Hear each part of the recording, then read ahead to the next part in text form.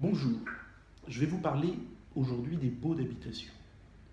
Vous êtes propriétaire, vous venez d'acheter votre bien, vous êtes heureux, vous avez trouvé un locataire, il va vous payer le loyer et vous allez pouvoir rembourser votre crédit. Tout cela est merveilleux. Sauf que ça ne se passe pas toujours comme cela. Vous avez des locataires qui malheureusement ne payent pas leur loyer ou restent cramponnés à votre local et ne partent jamais. Vous savez, c'est comme cette histoire du scotch qu'on a au bout du doigt. Et bien ça, c'est votre locataire, vous n'arrivez pas à vous en débarrasser. Et malheureusement, la loi est assez bien faite pour permettre aux locataires de rester assez longtemps dans l'immeuble et aux propriétaires, malheureusement, d'attendre souvent longtemps son bien. Alors, première hypothèse, vous avez un locataire qui ne vous paye pas. Premier réflexe, vous allez chez l'huissier, vous faites un commandement de payer. C'est une phase indispensable. Ce commandement de payer, le locataire a 2 mois pour le régulariser. S'il ne le fait pas, le bail est résilié. Oui, mais c'est bien gentil, mais il va falloir quand même saisir le tribunal. Et il vous faudra attendre 2 mois supplémentaires. C'est ce que prévoit le code.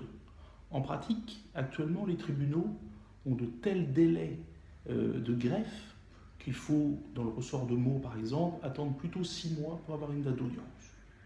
Lorsque vous avez votre jugement, eh bien, il va vous falloir le signifier, puis délivrer un congé, de nouveau un commandement d'avoir acquitté les lieux, et de nouveau attendre 2 mois.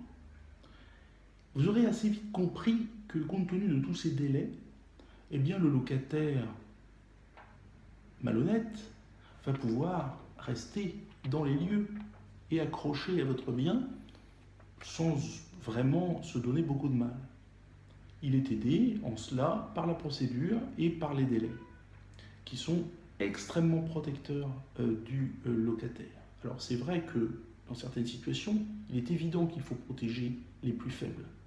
Mais malheureusement, les malhonnêtes savent utiliser parfaitement à leur profit toutes les ficelles que permettent la procédure.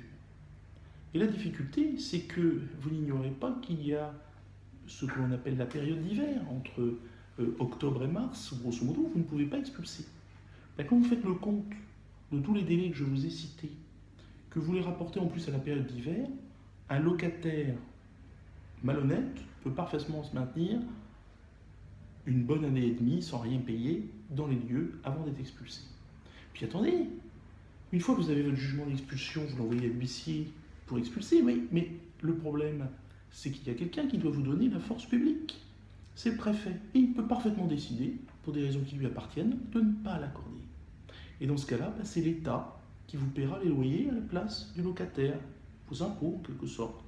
Mais vous, en tant que propriétaire, vous ne récupérez toujours pas votre bien.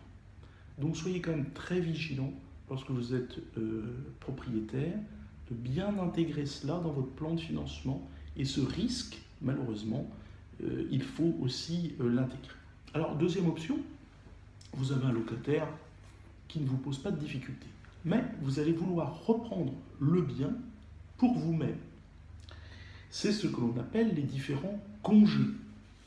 Première hypothèse, vous souhaitez reprendre votre bien pour y loger votre famille, vos ascendants ou descendants. Vous délivrez un congé au terme du bail, 6 mois avant le terme du bail. Alors là, la loi vous permet de le faire soit par lettre recommandée, soit par acte d'huissier. Par pitié, faites un acte d'huissier. Parce qu'une lettre recommandée, c'est bien gentil, mais c'est extrêmement contestable. Déjà, la signature qui est portée sur l'accusé de réception, quelle valeur a-t-elle? C'est toujours discutable devant les juridictions. Et si le congé est discuté, si le congé est considéré comme nul, eh bien, vous gardez votre locataire encore 3 ans, même si vous vouliez reprendre pour vous. Donc, n'économisez pas un acte d'huissier à une centaine d'euros, ça serait parfaitement ridicule. Deuxième option, c'est le congé pour motif sérieux. Même chose, 6 mois avant, vous avez un locataire qui soit vous a payé très irrégulièrement, soit était bruyant, ennuyait le voisinage, et vous considérez que vous ne souhaitez pas faire de nouveau courir un terme de 3 ans. Vous pouvez lui donner un congé pour motif sérieux. Même chose, n'économisez pas l'huissier et surtout, ayez les pièces justificatives en cas de contestation de ce motif sérieux devant la juridiction. Dernière option, le congé pour vendre. Vous souhaitez vendre cet appartement, mais vous souhaitez le vendre vide. Et dans cette hypothèse, il vous faut délivrer un congé pour vendre. Là aussi, acte d'huissier absolument indispensable pour éviter les nullités, les irrégularités, et surtout proposer le prix du marché. Alors vous allez me dire, oui, mais on n'est pas en Union soviétique, je peux encore vendre mon bien le prix que je veux. Et oui, vous avez raison, sauf que les tribunaux pourront considérer qu'il s'agit d'une fraude au droit de votre locataire. En lui proposant un prix trop élevé, en réalité, le tribunal considérera que vous voulez reprendre le bien pour vous et que c'est frauduleux. Donc attention, mettez un prix, certes, qui vous avantage en tant que vendeur, mais faites très attention à mettre un prix réaliste. Sinon, les tribunaux annulent le congé. Congé annulé, locataire qui reste dans les lieux. Voilà, donc j'espère que ces petites explications vous ont plu.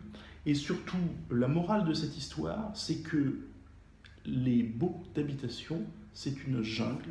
Donc, impérativement, en cas de doute, consultez votre avocat. Sinon, vous pouvez être certain que votre locataire restera accroché à votre appartement comme ce post-it sur mon doigt de façon indéfinie. De la même façon, vous êtes locataire, vous souhaitez contester des congés qui vous ont été délivrés abusivement, n'hésitez pas à consulter un avocat, car là encore, c'est une matière où il y a une mine de nullité à soulever devant les juridictions. À bientôt.